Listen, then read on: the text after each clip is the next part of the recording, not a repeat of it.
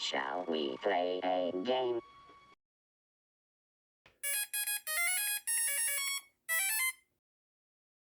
Hello and welcome back to Vintage Gaming Memories.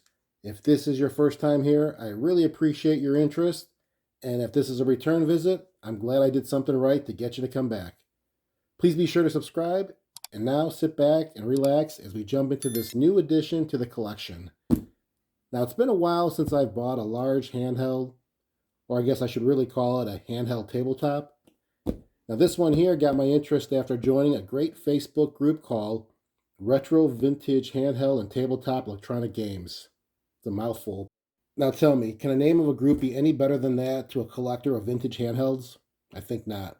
I'll put a link in the description if you're interested in checking it out. I definitely recommend it. So I saw a member of the group showing this colorful looking tabletop in his collection, and I knew I didn't have it, but seeing it among his other games made it stand out just enough for me to gain interest in searching for it online. So fast forward a few hours later, I found myself finishing a PayPal transaction for this really clean looking and working condition Zackman by Tandy from 1984. Let's open this up.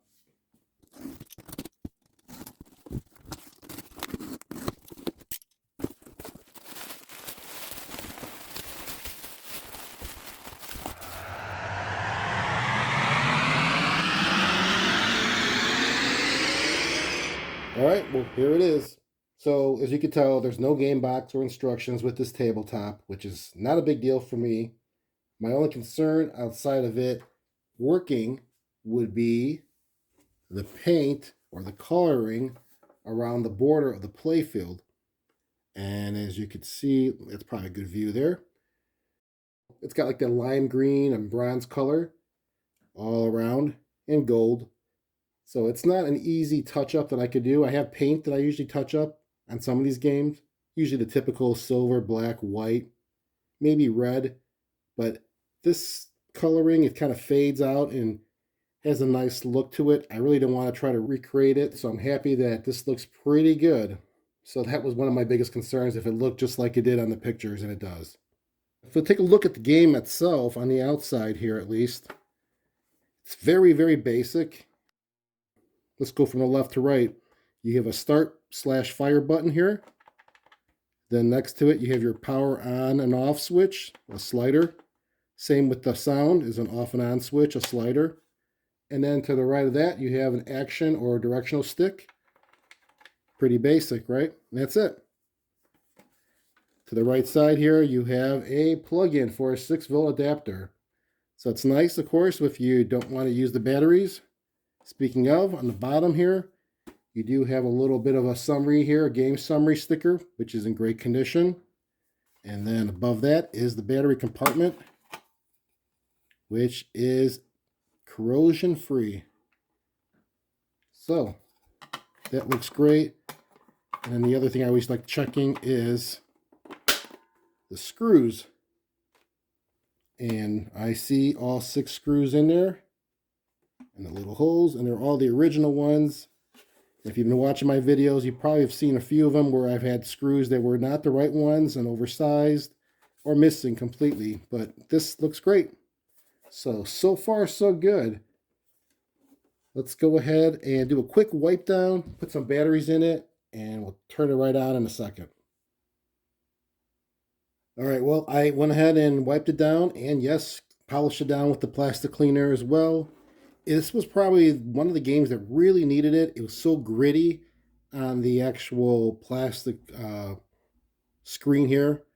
It was just, you could feel grit. I can't explain it. Probably baked in the sun. I don't know. But it worked out really nice with the Novus 1 and number 2 I used. And you can see it's kind of cleared up really good. It's very smooth. And it looks really nice, actually. I'm very happy with the way it looks. And the bottom is nice and cleaned off as well and polished. Batteries are in it. And let's just make sure this thing turns on. I have not turned it on yet.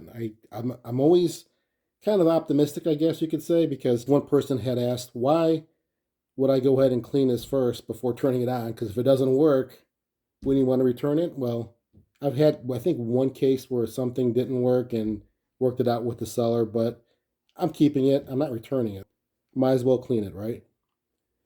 All right, well, here we go. Power's off, sound's off. We'll just turn this thing on.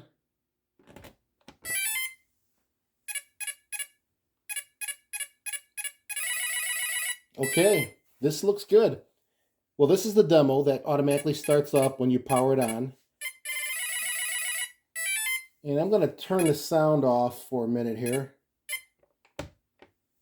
Oh, how about that? A switch to toggle the sound on or off so you can play late at night without waking up your parents. What a concept. Okay, so here's a rundown on the overview and objective of this game. It's supposedly based on the 1982 arcade game called The Pit, so I'll apply some of that knowledge to this game. You're this astronaut explorer character named Zackman, and you're searching this unknown planet to get the energy capsule, which is at the bottom of the underground labyrinth. Once you get the energy capsule, you need to quickly return back to your spaceship, which is on the top left. Now, you do have some challenges while you're trying to get the energy capsule and returning back to your ship. You have to either avoid or shoot these enemy robots that are slowly pursuing you. Oh, important thing to note is that you can only shoot left and right, not up or down. And when you do hit a robot, it will stun it for a couple of seconds for the first and second hits. The third hit will destroy it, but then it'll reappear again. You also have to be careful as you eliminate the squares on the screen, because if one has a red rock in it and it's above you, it will fall and might crush you if you don't get out of the way in time. That's very similar to the Dig Dug game with how that works. Also, your spaceship on top is being attacked from the right side, but fortunately a mountain structure is blocking the shots coming from the enemy. That attack acts as a timer in the game because it's only a matter of time before the mountain crumbles away and your spaceship is destroyed. And as far as lives go, you have 3 in the game. And I think that's pretty much it. With all that said, there's sure a lot going on in the game, which I like. Oh, and I forgot to mention, as you can see here in the demo, that the playfield scrolls over. So there's more than the 5x6 spots that you can see at one time, which makes this even a larger area to play on. I do like how the colors pop on the display. You can see how the colors range in, the red, the green, the yellow, orange, the blue. It's pretty nice. It is another VFD game. VFD meaning vacuum fluorescent display.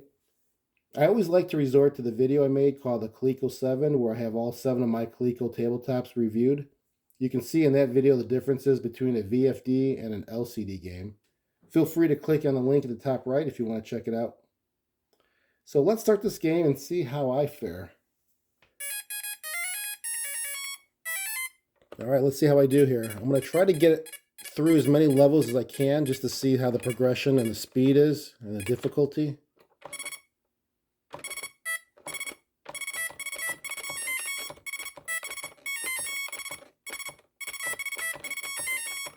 There's 3 of them in a row.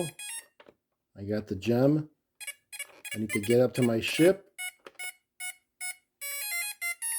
One thing I noticed is when you do move your character around, you can just hold it to the direction you want to go, and it just starts moving. So you don't have to go one spot at a time, which is pretty nice. It gives you more control of your character's position.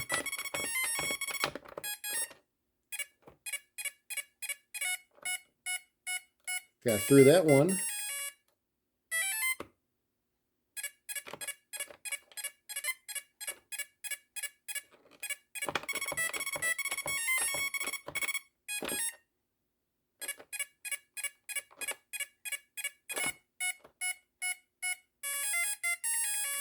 Okay, this is the 4th level or screen, I guess. Let's see how much of aggression these robots are at. They are going faster.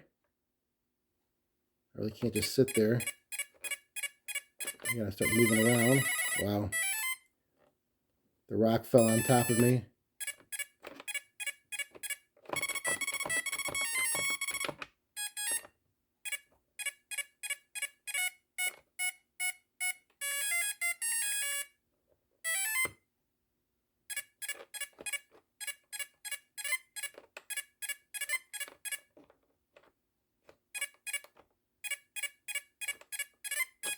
Oh, ran right into the robot. I think this is my last life.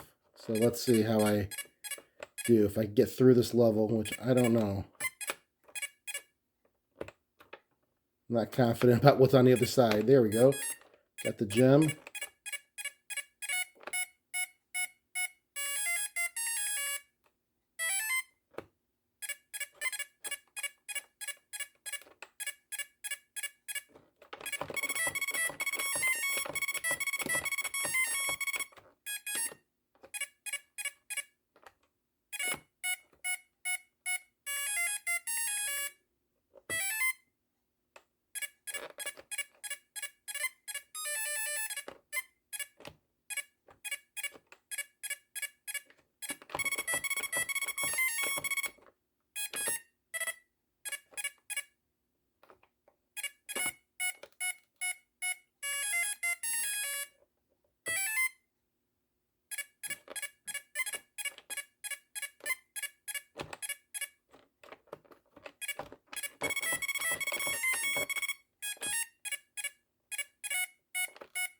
Definitely more aggressive by far. For sure, this is a lot harder every time I'm clearing a screen.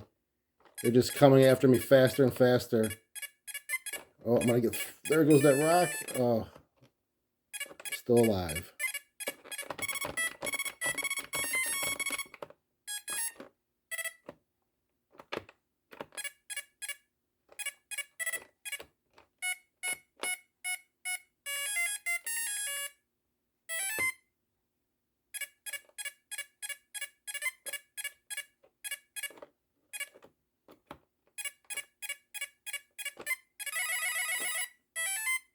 Ran right into him.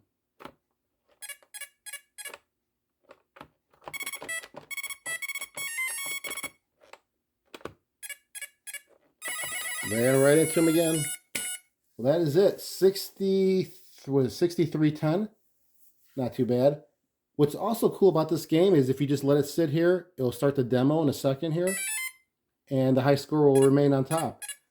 So it keeps memory of the high score until you turn it off, but that's still kind of cool. Let's turn that sound down. Because if you're playing with a friend and you're just passing it back and forth, it's kind of nice to see what the high score is. But obviously, like I said, when you turn it off, so much for that keeping track of the high score. But this game is pretty cool. I really do like it. The colors, the objective, the control, and the functions on here. You know, the sound options of turning it on and off. That's pretty nice because we've seen a lot of games from the 80s and late 70s. Those games are pretty loud and there's no volume control. And having that option on this one definitely is nice. Let me know what you guys think about this game. If you owned this before or if you think it's something you want to own today, because you can find this online like I did. It's a pretty cool pickup, and I think it's going to be a nice addition to my collection. Thank you all for watching, and until next time, keep your gaming passion from the past alive by living it today. Take care, everyone.